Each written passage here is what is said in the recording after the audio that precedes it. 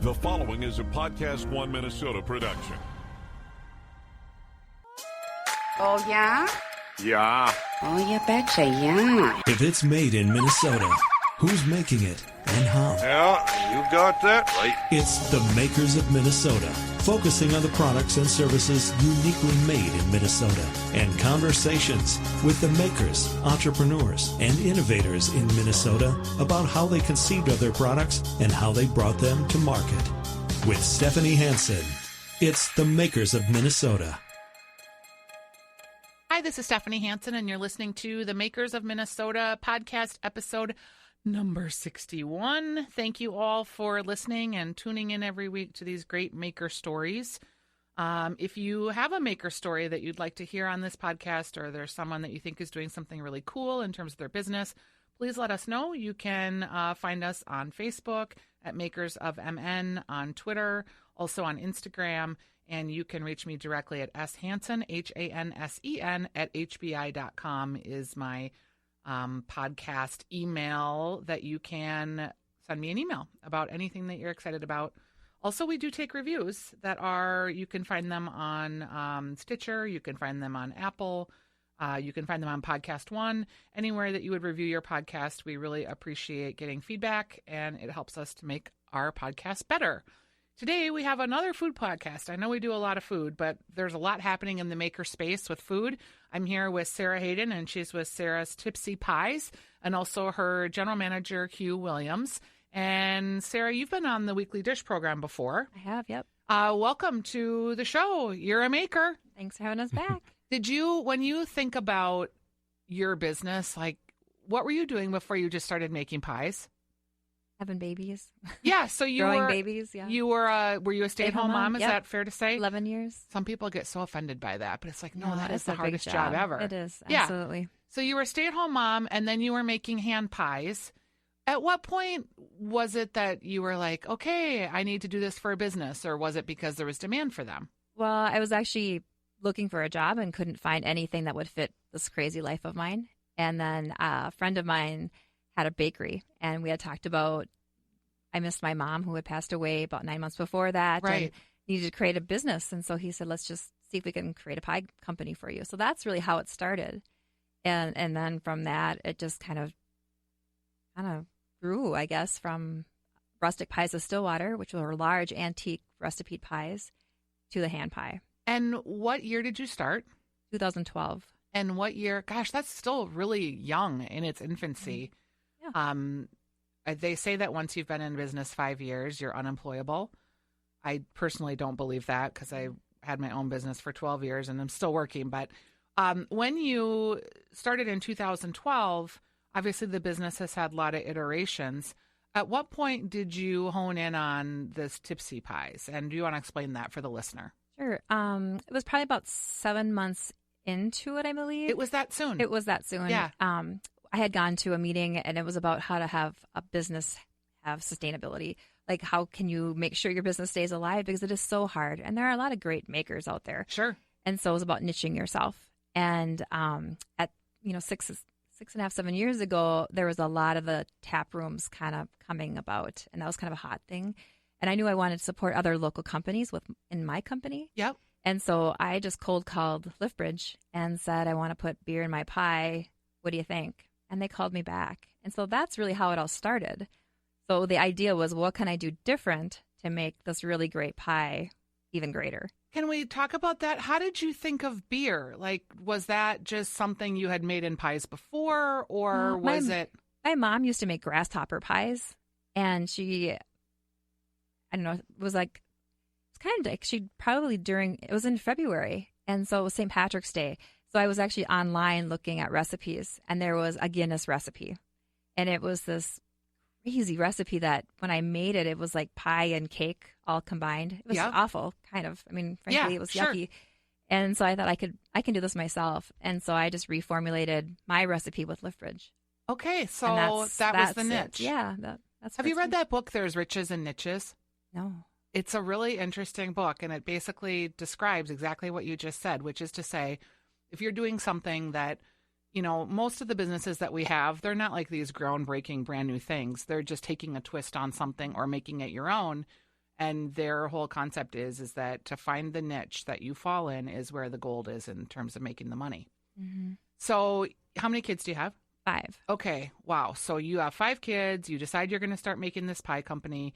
You're making pies. At what point did you really feel like, wow, this is a business and that it's not you just in your kitchen making these pies? I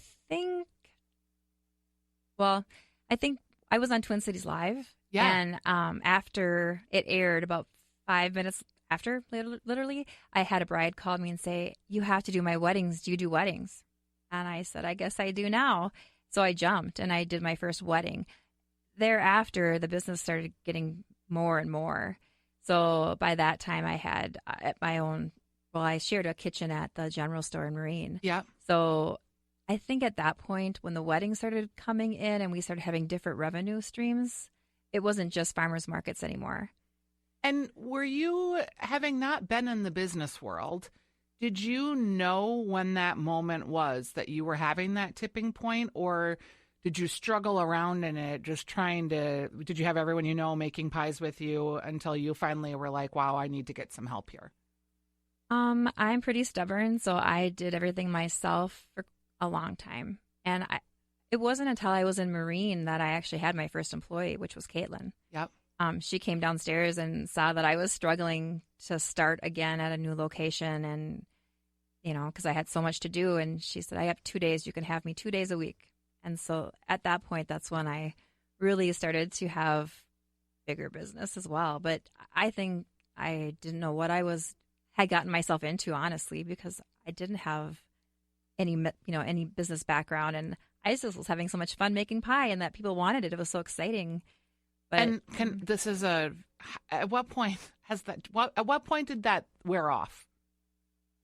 I'm having so much fun part to, oh, wow, this is a business, and Hugh is here too, and this is obviously maybe where he comes in. But when one of the triplet boys, Cody, said to me, "My babysitter feels more like my mom than you do," that was just one of those moments where I'm like, oh my gosh, this is kind of selfish now, because I created this company so I could be a mom and earn some money.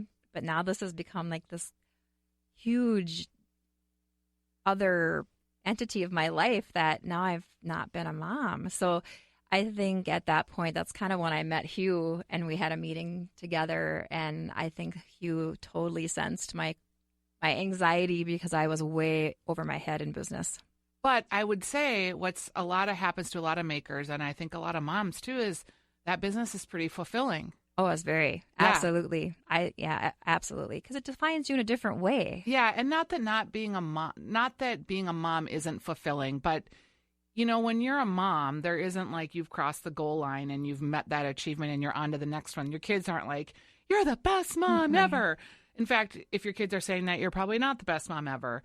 In business, there were real clear goals. You're making money. There's revenue. There's things that really feel sustainable. Right.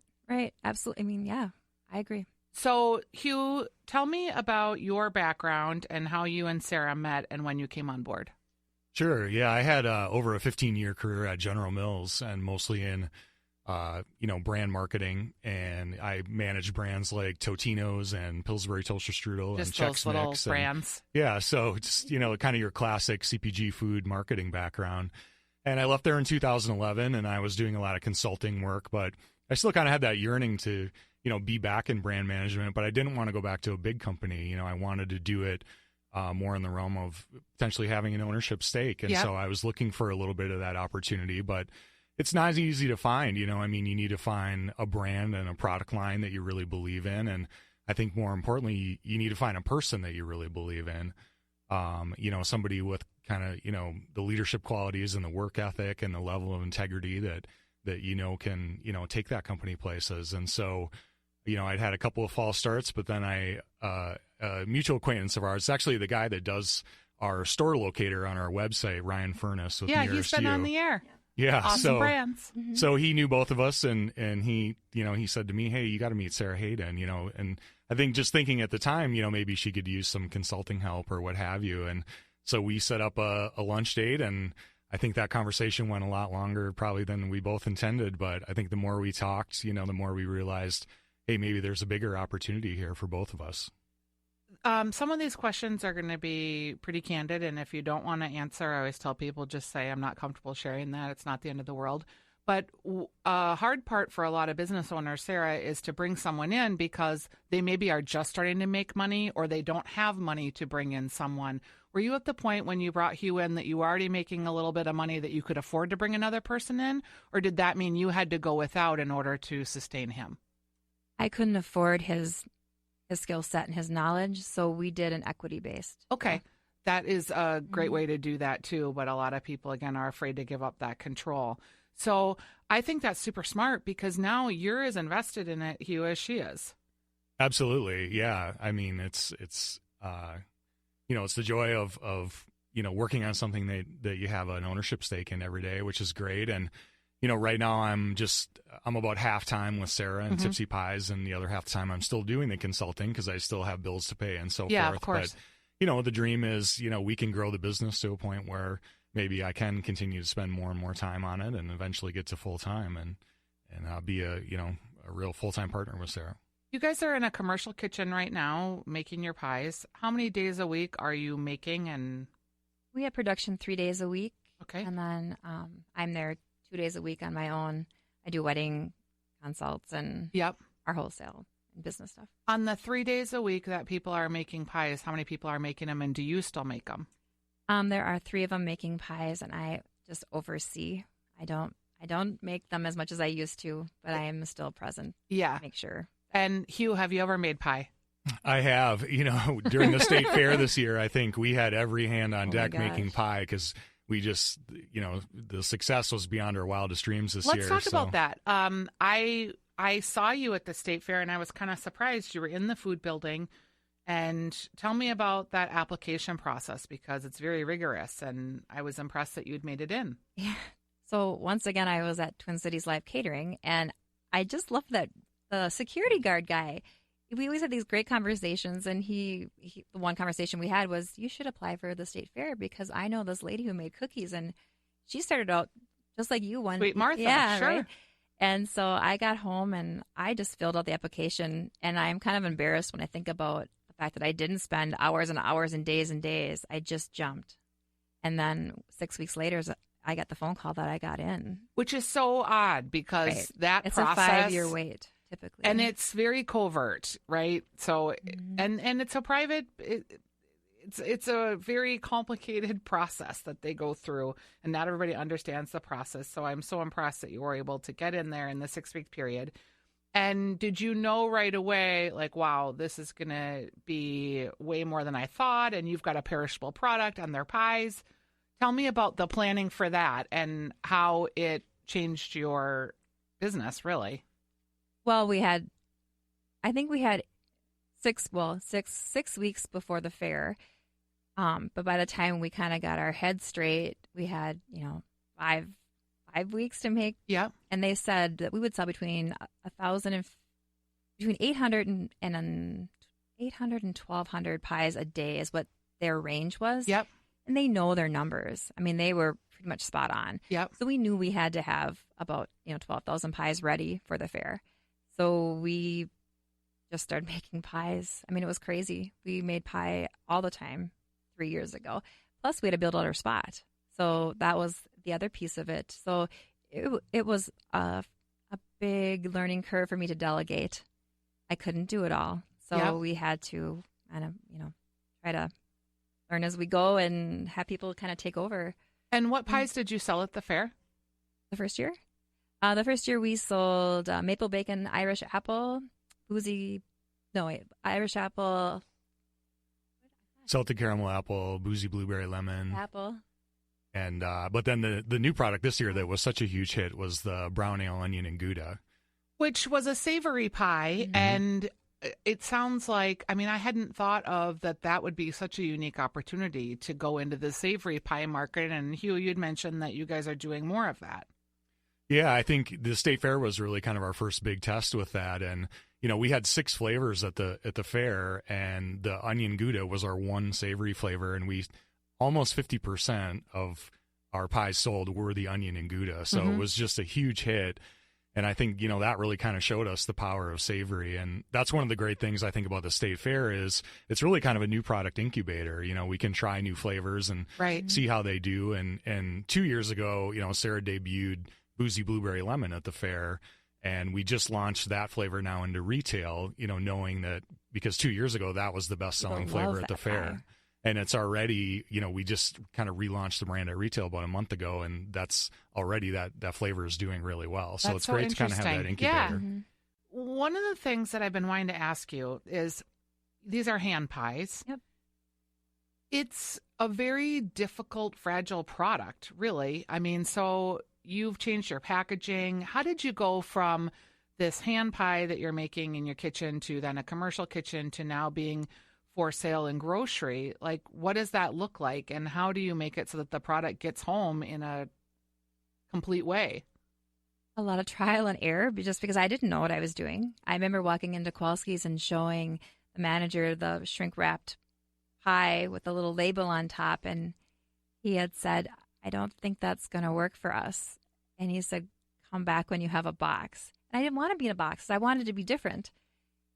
You need to be in a box if you're a perishable item like pie crust. And so then I hired a company, and then they made the first box and, designed it. And that was, much better. I remember going back to Kowalski's and showing him my box, and he's like, oh, much better, Sara. So it's just been an evolution. And then, meeting Hugh, this is probably your wheelhouse, right, Hugh?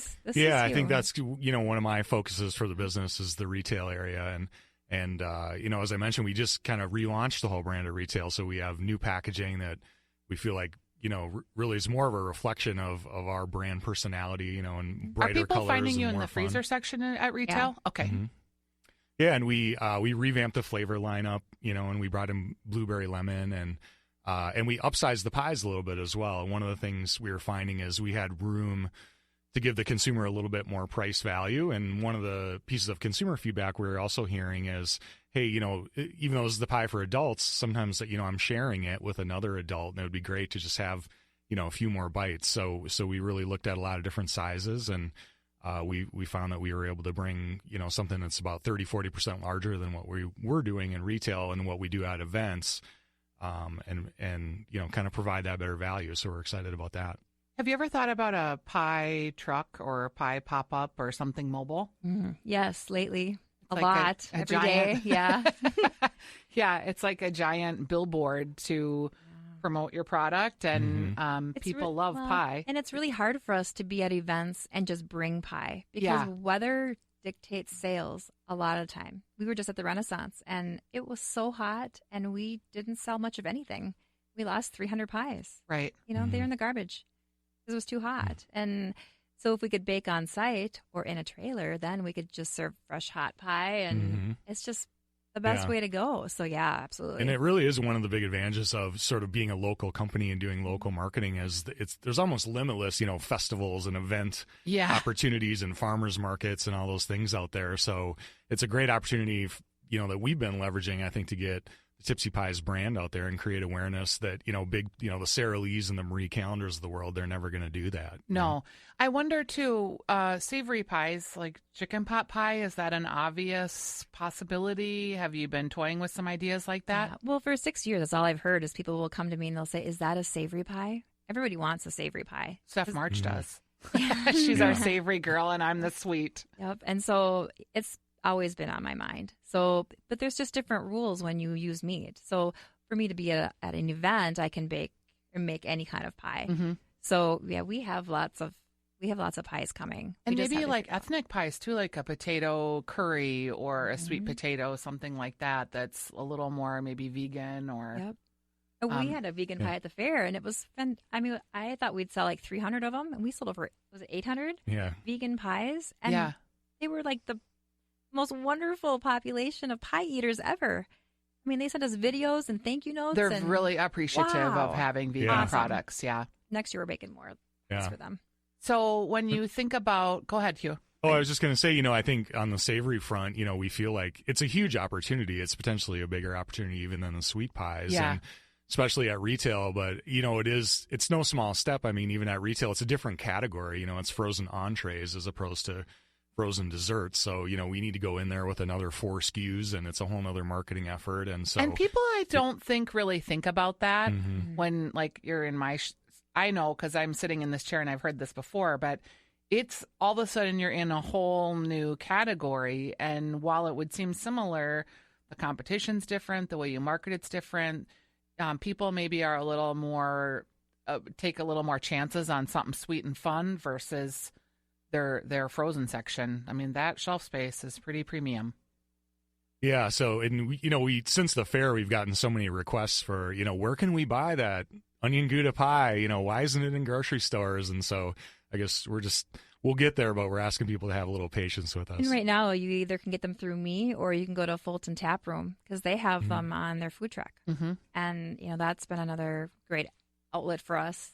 And we've been, playing with Fulton and making different pies with their beer. And that's been really fun, too, and working with Scott. I was going to say, and with Scott Pampu there, I'm sure he's crazy about trying to find some other unique opportunities. Is there, when you think about like, oh, I can't believe how much time I spent having to learn that horrible lesson, is there a lesson that you learned? Oh, yeah. Which one? So my biggest one is that I need to trust my gut. And sometimes I let my loyalty towards people get in my way. And at the fair this year, we had that issue happen. And I knew something might turn out bad, and it did. Yeah. But because I wanted to honor my commitment to someone, I went forward with the commitment, and it didn't turn out. So it made me very angry because I honor my commitments to people, and I believe in supporting local. But I got to start trusting my gut more because I am typically right with my numbers when I want to bake. Sometimes I'll think, well, maybe I should bake a little bit more, and then I bake more, and then I don't sell it. But right. I was right when my initial thought, I need to trust me. I know my business. I know numbers. I just have to trust me. Was there something that you thought was going to be easy, but it was way harder than you thought it would be?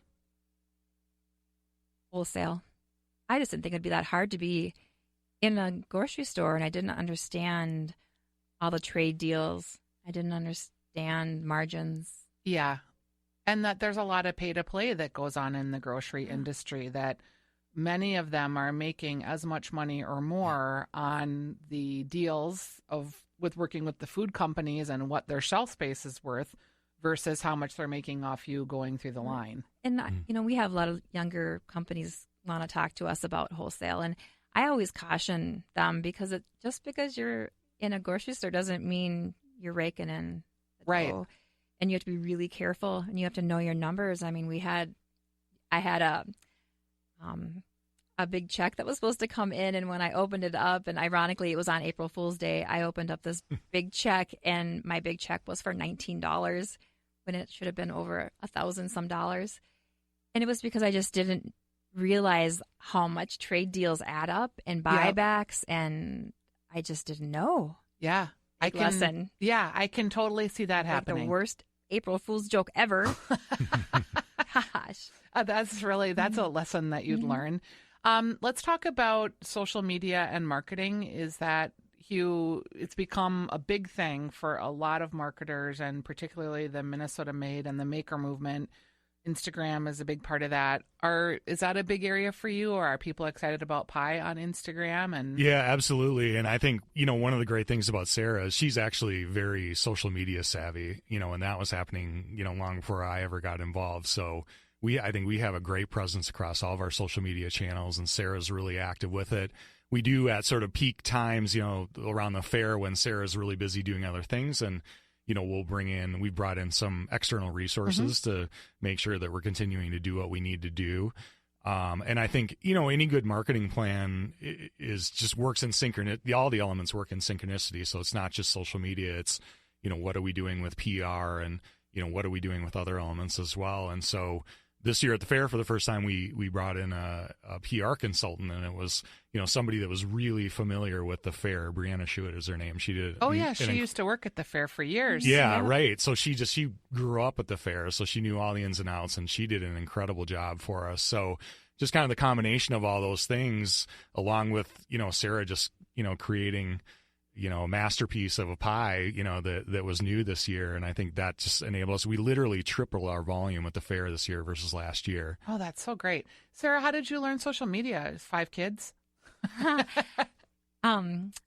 Actually, it was a Jen Swan, who is now in Florida, but she is just this amazing businesswoman, mom, and she was actually one of the first big chunks of money I ever spent. It was $400, and she spent a couple days with me and taught me about Twitter and Instagram, and I remember being so afraid of hashtags and pushing that send button just because what happens if it wasn't the right hashtag and, all that anxiety, but you just got to jump. I really appreciate that you, because I think people, it's a valuable opportunity to learn some new skills. Mm-hmm. And you can either hire someone to do it for you, which is fine, but sometimes you just got to get in there. And I have, as part of the consulting business that I've done, just like, if you really want to do this yourself, let's just spend a couple hours and I'll teach you what to do and you'll figure it out and you'll make some mistakes.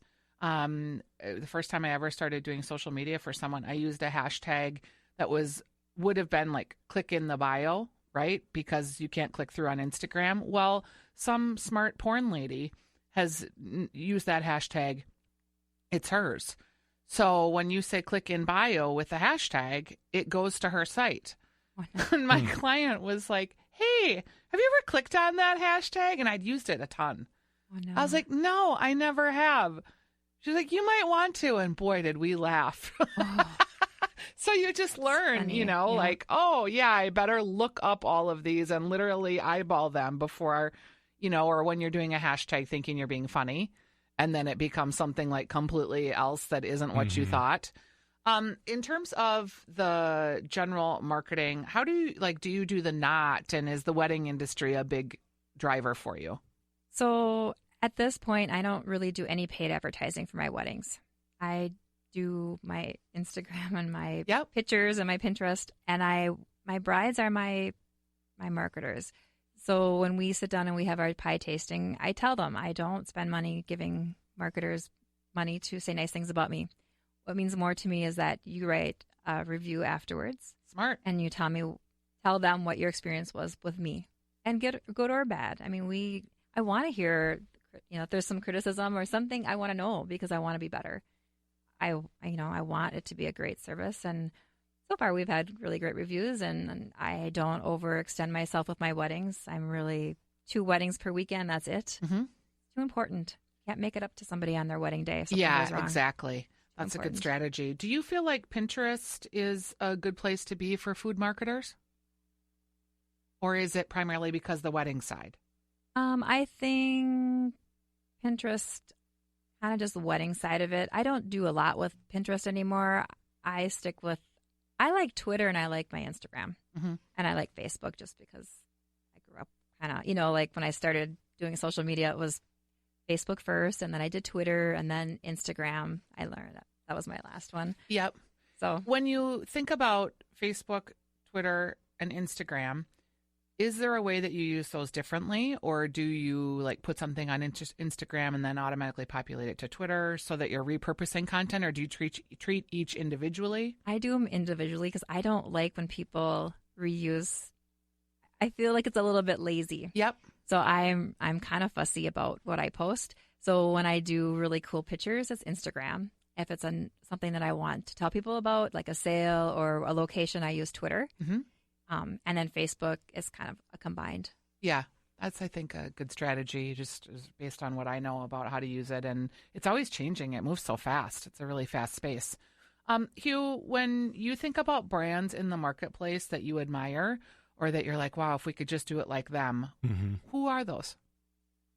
That's always a great question. I think even as we think about local brands and that aren't too far away from our space, think about a brand like Johnny Pops. They do such a great job. And I think even with our kind of rebranding in the aisle, we took a cue from their packaging. It's bright, it's colorful, it stands out at the shelf. I just feel like they have great personality with their brand. Yep. And, and they act like a local business and all the good benefits of that appeal to people. feel good way. Nice. So, yeah. They started at the farmer's market with me in White Bear 6 years ago. I can't, there's so many of you that have sat in this chair that started at farmers markets. And I know farmers markets have maybe been a little overexposed lately because there's a farmers market or a maker's market on every corner. But I think the pendulum will swing back and we'll get to where we're in the right amount of those types of markets over time. Yeah. Because they've really given a lot of people good opportunities. All right. So one last question. Well, it shouldn't be the last one, but something that you spent money on that you were like, oh, I can't believe I spent money on that. What a waste. I did a great big wedding, one of the big wedding shows. Yeah. And it was really, really expensive. And for me, I didn't get a lot of people in return. I think brides get very overwhelmed at those shows. And I bet you gave away a lot of product and sampled a lot because people like to eat at the shows. Absolutely. Everybody loves free. Everybody loves that. So I just didn't see the return for me right at that time. Yep. I just do better at meeting with my brides. And one-to-one. One-to-one. I saw a pie the other day that was a hand pie like yours, but it was in the shape of Minnesota. Have you ever thought about shapes? Because it was real cute. I make them. I do hearts for our weddings. I did a Viking football player's wedding that did the pies on a stick with the Minnesota. How cute. Very hard to make. Yeah. I had to use tweezers to get the little apples in the tip of the Minnesota because, you have to have a little apple bite with your crust. Yeah. But yeah, they are cute. And I love shapes and I love embellishing the pies. And for our bride and grooms, we embellish them with hearts and flowers and different things, so they're kind of dimensional. Oh yeah, like 3D. Yeah, excellent. Cool. Yeah. All right. Any words that you'd like to offer of wisdom as we wrap up? Do you guys listen to podcasts or do you read magazines? How do you find out what's on the cutting edge of what's next? I think for me, you said it earlier, social media. I mean, I'm a big Twitter fiend as far as reading and watching what people are saying and doing out there, and so. Big fan of your podcast, and that's a great way to stay in touch for sure, especially on the local scene. We've been able to create a pretty interesting community of makers, and I think people listen and they're learning stuff. And when I started my business, oh my gosh, everyone who called me, like every idea sounded awesome, and I didn't have a lot of money, but I was like, yeah, okay, I'll do that, and I'll do that, and I'll do that. And I got to the end of the year, and I was like, wow, I should not have done 90% of what I did. The 10% was gold. And what is it going to be like next year? And it was probably 2 years of making all of those mistakes where if I sat down with a business owner, I was like, okay, those first 10 calls that you get to spend money on the great marketing opportunity or the great promotional idea, don't. Because you just don't know what you don't know right now. And it's just going to be a while of trial and error. There's a time and place for everything, I think is.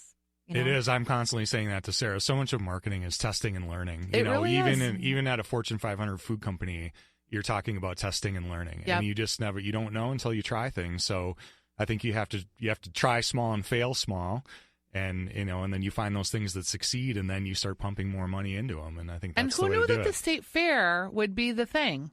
It's amazing. Because if you and I would have talked about that 2 years ago, I would have been like, I don't know if that's. I mean, obviously it's a good opportunity to sell, but that it's been an incubator and that the increase in sales has been so strong and that it's driven you into maybe another category. It's definitely been a learning curve. I mean, last year, year 2, we dropped by half of year 1 because we didn't know how to play the game. Right. There's definitely there's a different way of doing business at the fair than anything else that I've ever experienced. And a lot of it too is the new.